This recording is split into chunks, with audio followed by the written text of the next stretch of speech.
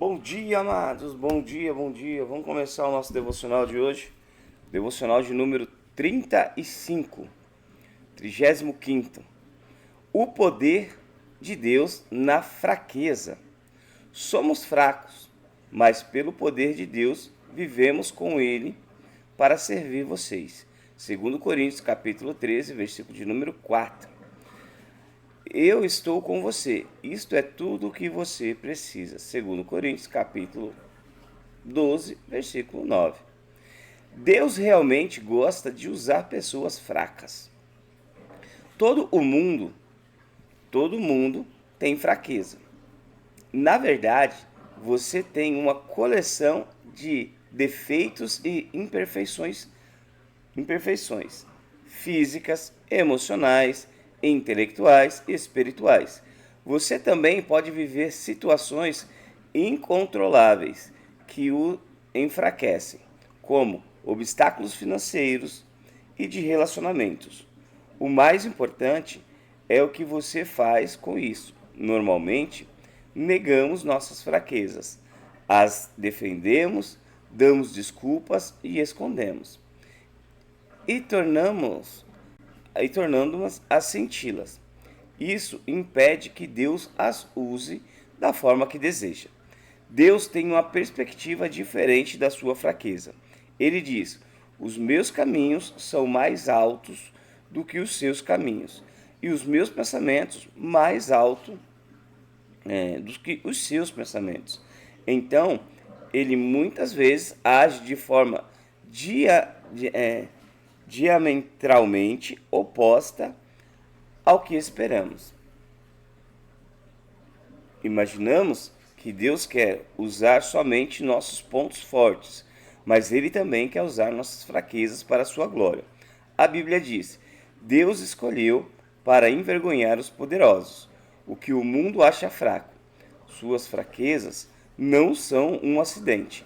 Deus as permitiu em sua vida deliberadamente, a fim de demonstrar seu poder por meio de você. Deus nunca ficou impressionado com a força ou autossuficiência. Aliás, ele é atraído por pessoas que são fracas e admitem isso. Jesus considera os que reconhecem as próprias necessidades. Pobre em espírito. Essa foi a primeira atitude a ser abençoada por ele. A Bíblia é cheia de exemplos sobre como Deus adora usar pessoas comuns e imperfeitas para realizar coisas extraordinárias. A despeito de suas fraquezas, a fazer coisas extraordinárias a despeito de suas fraquezas. Se Deus só utilizasse pessoas perfeitas, nada jamais seria realizado, porque nenhum de nós é impecável. Deus utiliza as pessoas imperfeitas. Esse é um fato animador para todos nós. A fraqueza, ou espinho, como Paulo a chamou, não é um pecado ou vício de caráter que você possa mudar, como, por exemplo, exagerar na comida ou ser impaciente. A fraqueza é qualquer limitação que você herdou ou não tem meios de alterar. Poderá ser uma limitação física, como uma deficiência, uma doença crônica, a vitalidade naturalmente baixa ou uma inaptidão. Poderá também ser uma limitação emocional, como a sequela de um trauma, uma lembrança dolorosa, um comportamento peculiar ou algum fator hereditário. Ou poderá ainda ser uma limitação intelectual ou de suas habilidades. Nem todos somos absolutamente brilhantes ou talentosos. Quando você pensa nas limitações de sua vida, pode sentir-se tentado a concluir: Deus nunca poderia me usar. Mas Deus jamais fica limitado pelas nossas limitações. Aliás, Ele gosta de pôr seu grande poder em embalagens comuns. A Bíblia, a Bíblia diz: somos como vasos de barro nos quais esse tesouro é armazenado. O poder real vem de Deus e não de nós. Como a cerâmica comum, somos frágeis, falhos e quebramos com facilidade. Mas Deus irá nos usar, se permitirmos que Ele trabalhe por meio de nossas fraquezas. Para que isso aconteça, devemos seguir o exemplo de Paulo. Admita as suas fraquezas.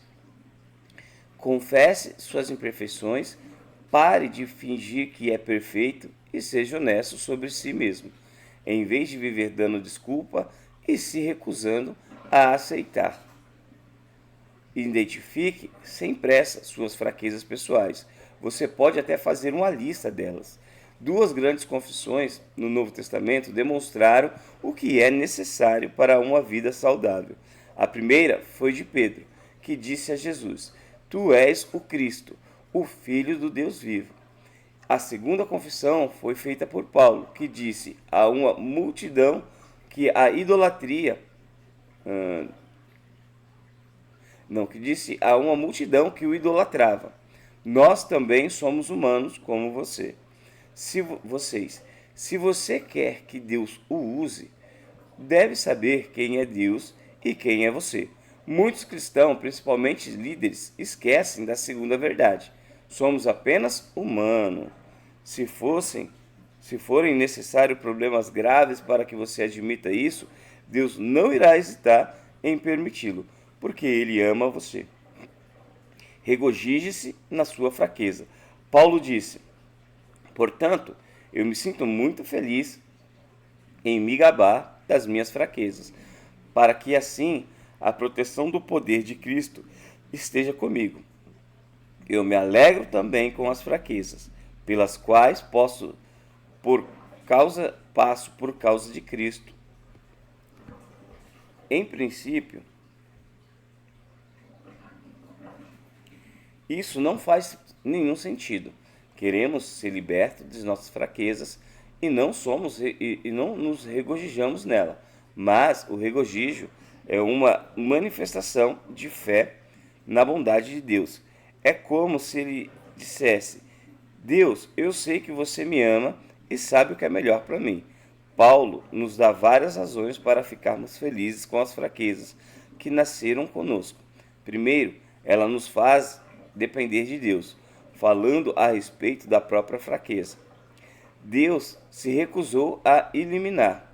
Paulo disse: Já que eu sei que tudo é para o bem de Cristo, sinto-me bem feliz com o espinho e com os insultos, as durezas, as perseguições e as dificuldades, porque quando estou fraco, então estou forte.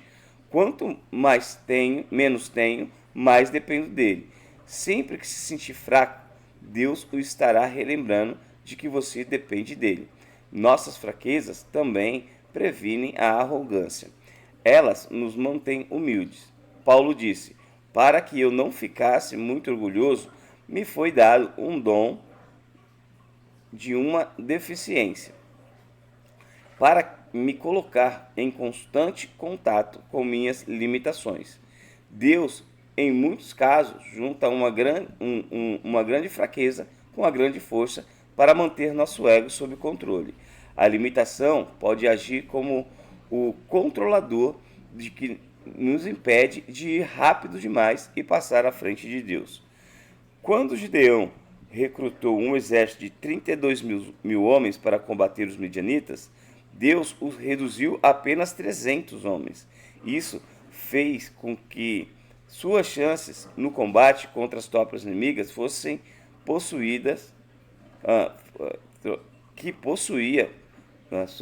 as suas chances no combate contra as tropas inimigas, que possuíam 135 mil homens, ficassem reduzidas à proporção de 1 para 450. Isto, aparentemente, era a receita para a ruína, mas Deus agiu para que Israel soubesse que havia sido o poder de Deus e não a força deles que o havia salvado.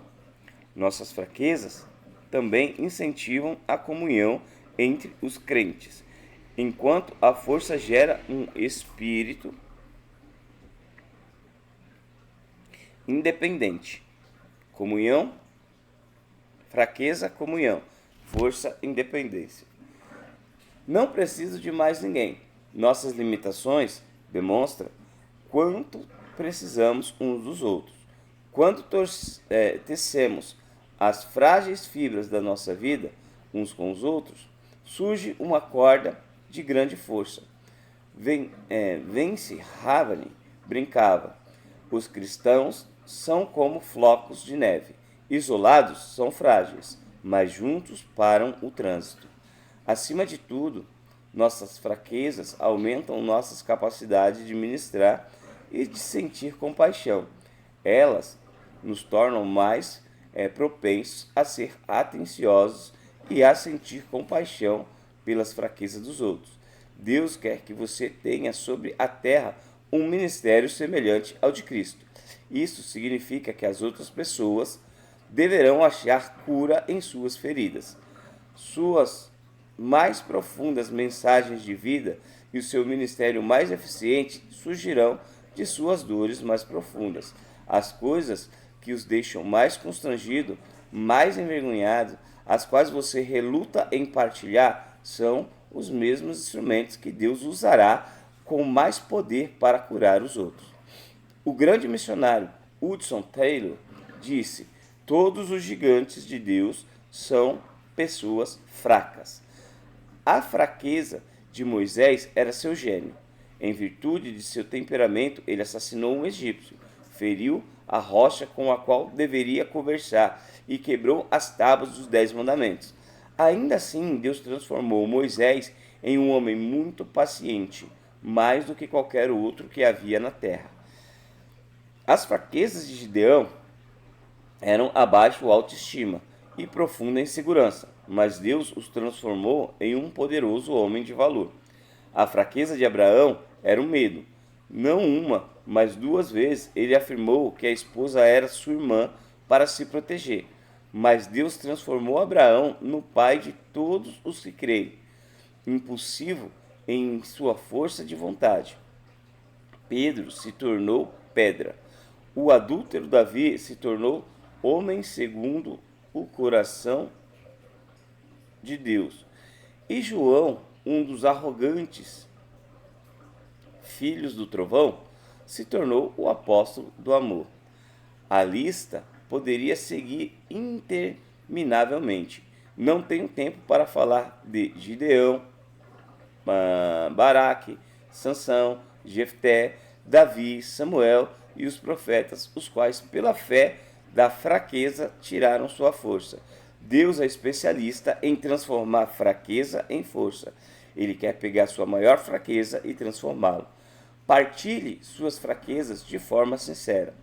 O ministério começa com a vulnerabilidade. Quanto mais você abaixa a guarda, tira a máscara e conta suas lutas, mais Deus poderá usá-lo para servir aos outros. Paulo foi um exemplo de vulnerabilidade em todas as suas cartas. Ele contava abertamente suas falhas. Quando quero fazer o bem, não faço. E quando tento não cometer erro, acabo errando do mesmo jeito. Seus sentimentos. Meus queridos amigos de Corintos, eu contei-lhe tudo quanto sentia e os amo de todo o coração. Suas frustrações. Fomos esmagados e totalmente oprimidos. Pensamos que jamais iríamos sobreviver àquela situação. Seus medos. Quando vim até vocês, eu estava fraco, amedrontado e trêmulo. É lógico que a vulnerabilidade é arriscada. Pode ser assustador baixar a defesa e abrir a vida aos outros. Quando você expõe seus fracassos, sentimentos, frustrações e temores, você arrisca ser rejeitado, mas os benefícios valem o risco. A vulnerabilidade liberta emocionalmente quando nos abrimos. Aliviamos a atenção e dissipamos nosso medo, o que é o primeiro passo rumo à libertação. Nós já vimos que Deus dá graça ao humilde, mas muitos não compreendem a humildade. Ter humildade não é se rebaixar ou negar a própria força, mas ser sincero sobre suas fraquezas. Quanto mais fraco você for, mais terá da graça de Deus e também receberá da graça dos outros. A vulnerabilidade é uma qualidade cativante. Somos naturalmente atraídos por pessoas humildes. A pretensão traz aversão, mas a autenticidade atrai a vulnerabilidade. É o caminho para a intimidade. É por isso que Deus quer usar suas fraquezas e não apenas seus pontos fortes. Se as pessoas só puderem ver seus pontos fortes, irão desanimar e pensar: bem, melhor para ele, mas nunca poderei fazer isso. Entretanto, quando vem Deus usá-lo, apesar de suas fraquezas, animam-se e pensam: talvez Deus também possa usar-me. Nossos pontos fortes criam competição, mas nossas fraquezas criam uma vida em comunidade. Em algum ponto da vida, você terá que decidir se quer impressionar ou influenciar as pessoas. Você pode impressionar as pessoas de longe, mas tem que chegar perto para influenciá-las. E quando você fizer isso, elas poderão ver suas imperfeições. Não há nenhum problema. A qualidade essencial em um líder não é sua perfeição, mas a credibilidade. As pessoas devem ser capazes de confiar em você. Em caso contrário, não os seguirão. Como você constrói credibilidade? Não fingindo ser perfeito, mas sendo sincero. Glorie-se na sua fraqueza. Paulo disse: de uma experiência assim vale a pena gloriar-se. Porém, não vou fazê-lo. Vou apenas gloriar-me de qual fraco sou e qual grandioso é Deus para usar uma fraqueza dessa para sua glória. Em vez de posar como ícone de invencibilidade e autoconfiança, veja a si mesmo como um troféu da graça de Deus. Quando Satanás apontar suas fraquezas, concorde com ele e encha o coração de louvores a Jesus, que compreende todas as nossas fraquezas, e ao Espírito Santo, que nos ajuda em nossas fraquezas. Algumas vezes, entretanto, Deus transforma um ponto forte em fraqueza, a fim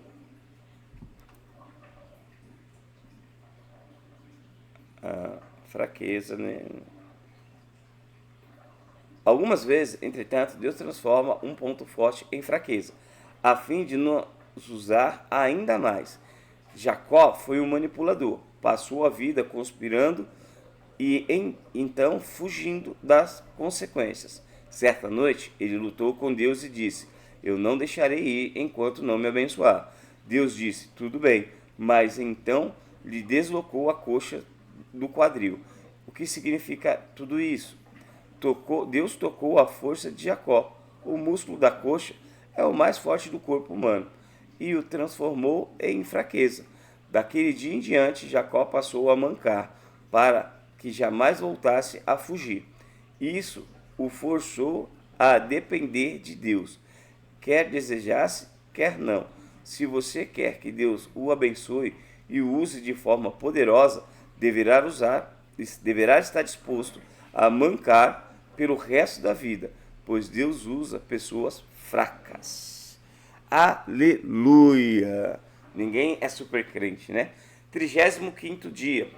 Pensamento sobre o meu propósito. Um tema para a reflexão de hoje.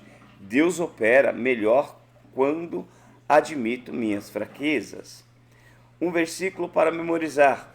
Minha graça é o suficiente para você, pois o meu poder se aperfeiçoa na fraqueza.